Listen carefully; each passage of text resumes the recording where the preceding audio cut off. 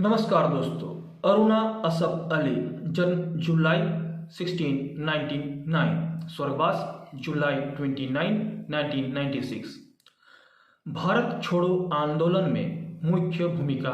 दिल्ली की प्रथम मेयर, 1964 में अंतर्राष्ट्रीय लेनिन शांति पुरस्कार, 1991 में अंतर्राष्ट्रीय समझौते के लिए जवाहरलाल नेहरू पुरस्कार, 1998 में भारत रत्न से सम्मानित अरुणा असफ अली आज़ादी की लड़ाई में एक नायिका के रूप में उभरकर सामने आई।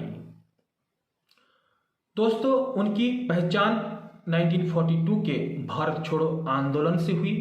इस दौरान उन्होंने अपनी योग्यता सिद्ध किया। उन्होंने गोलियां टैंक मैदान में राष्ट्रीय ध्वज पहनाकर भारत छोड़ो आंदोलन की आगाज की सूचना दी। ऐसा करके वे उन हजारों युवाओं के लिए एक मिसाल बन गई जो उनका अनुसरण कर देश की आज़ादी के लिए कुछ कर गुजरना चाहते थे। अरुणा असफ अली का जन्म 16 जुलाई 1909 को कालका, हरियाणा के एक रूढ़िवादी हिंदू बंगाली परिवार में हुआ था। उनके बचपन का नाम अरुण गांगुली था, यानी कि अरुणा गांगुली था। उन्होंने लाहौर और नैनीताल के सेकंड हाई कॉन्वेंट में अपनी शिक्षा प्राप्त की। स्नातक की उपाधि प्राप्त करने के बाद अरुणा असफ अली गोखले मेमोरियल स्कूल कलकत्ता में शिक्षक के तौर पर कार्य करने लगी। इलाहाबाद में उनकी मुलाकात उनके होने वाले पति असफ अली से हुई, जो प्रख्यात कांग्रेसी नेता थे और उम्र में उनसे 23 वर्ष बड़े थे। उन्होंने 1928 में अपने माता पिता के मर्जी के विरुद्ध जाकर शादी कर ली, जो कि उनके धर्म और आयु में इतने ज़्यादा अंतर के विरुद्ध थे। क्योंकि असफ अली स्वतंत्रता संग्राम से पूरी तरह से जुड़े हुए थे, इसीलिए शादी के उपरांत अरुणा असफ अली भी उनके साथ इस मुहिम में जुड़ गई। वर्ष 1930 में नमक सत्याग्रह के दौरान उन्होंने सार्वजनिक सभाओं को संबोधित किया और जुलूस निकाला। ब्रिटिश सरकार ने उन पर आवारा होने का आरोप लगाया और उन्हें 1 साल जेल की सजा सुनाई। गांधी डरबिन समझौते के अंतर्गत सभी राजनीतिक बंदियों को रिहा कर दिया गया, पर अरुण को मुक्त नहीं किया गया। परंतु जब उनके पक्ष में एक जन आंदोलन हुआ, तब ब्रिटिश सरकार को उन्हें छोड़ना पड़ा। उन्हें 1932 में पुनः बंदी बना लिया गया और तिहाड़ जेल में रखा गया। तिहाड़ जेल में राजनीतिक कैदियों के साथ हो रहे बुरे बर्ताव के विरोध में उन्होंने भूख हड़ताल की। उनके विरोध के कारण ही हालात में कुछ सुधार हुआ, लेकिन वो स्वयं अंबाला के एकांत कारावास में चली गई। रिहा होने के बाद उन्हें 10 साल के लिए राष्ट्रीय आंदोलन से अलग कर दिया गया। वर्ष 1942 में उन्होंने अपने पति के साथ बॉम्बे के कांग्रेस अधिवेशन में भाग लिया, जहां पर 8 अगस्त को ऐतिहासिक अंग्रेजों भारत छोड़ो प्रस्ताव पर पारित हुआ।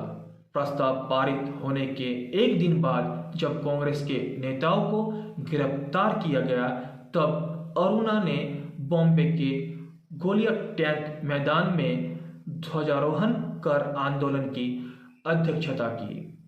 उन्होंने आंदोलन में एक नया जोश भर दिया।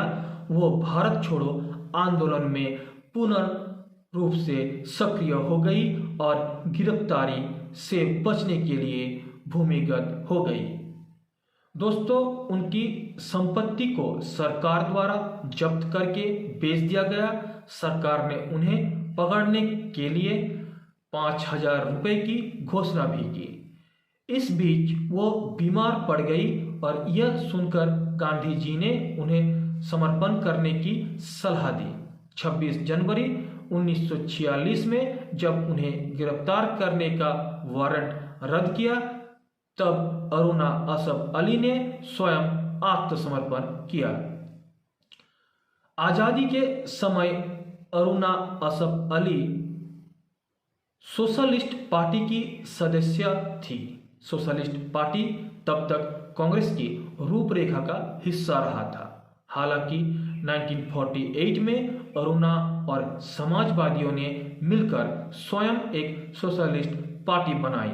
1955 में यह समूह भारत की कम्युनिस्ट पार्टी से जुड़ गया और वो इसकी केंद्रीय समिति की सदस्य और all India trade union Congress की उपाध्यक्ष बन गई। 1958 में उन्होंने भारत की कम्युनिस्ट पार्टी को छोड़ दिया और दिल्ली की प्रथम मेयर चुनी गई। 1964 में वह कांग्रेस पार्टी से दोबारा जुड़ गई, पर सक्रिय रूप से भाग लेने से मना कर दिया। 1975 में उन्हें लेनिन शांति पुरस्कार और 1991 में अंतर्राष्ट्रीय ज्ञान के लिए जवाहरलाल नेहरू पुरस्कार से सम्मानित किया गया। 29 जुलाई 1996 को अरुणा असफ अली का देहांत हो गया। 1998 में उन्हें भारत के सर्वोच्च नागरिक सम्मान भारत रत्न और भारतीय डाक सेवा द्वारा जारी किए गए एक डाक टिकट से सम्मानित किया गया। दोस्तों, ये थी कहानी अरुणा असफ अली की जीवन से जुड़ी हुई। वीडियो को लाइक कीजिए, शेयर कीजिए, चैनल को सब्सक्राइब कीजिए।